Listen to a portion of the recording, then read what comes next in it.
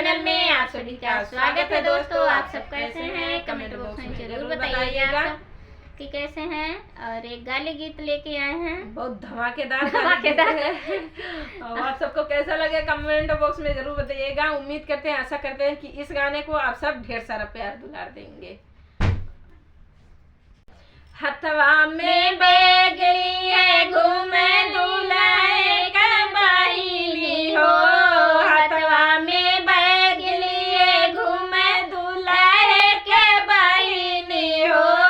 कहवा हम डरी अपन डेरवा, सीताराम से बनी हाजी। कहवा हम डरी अपन डेरवा,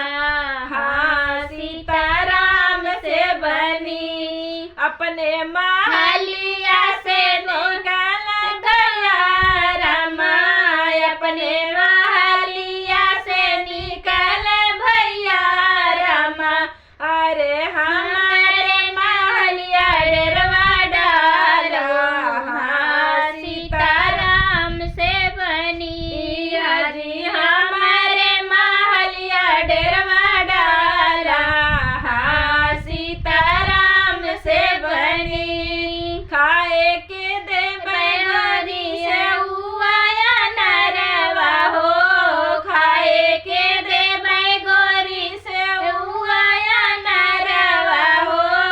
रत बेरिया उमर से जरिया, सीताराम से बनी हाजी। राती बेरिया उमर से जरिया, सीताराम से बनी। हथवा में बैग लिए घूमे समाधि के बहिनी हो, हथवा में बैग लिए घूमे समाधि के बहिनी हो।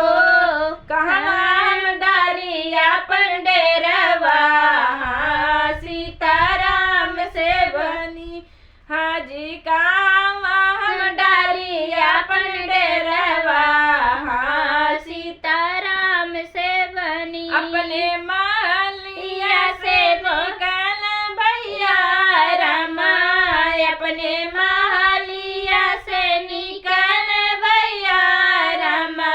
अरे हमारे महलिया डेरवा डाला, सीताराम से बनी हाजी। हमारे महलिया डेरवा डाला, सीताराम से बनी।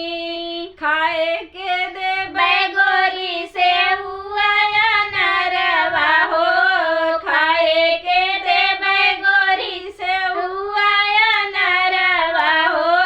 रतिया उमर से जरिया, सीताराम से बनी हाजी। राती बेरिया उमर से जरिया, सीताराम से बनी। हमारा गाना कैसा लगा कमेंट बॉक्स में जरूर बताइएगा। मिलते हैं नए गाने नेक्स्ट वीडियो में, तब तक के लिए धन्यवाद।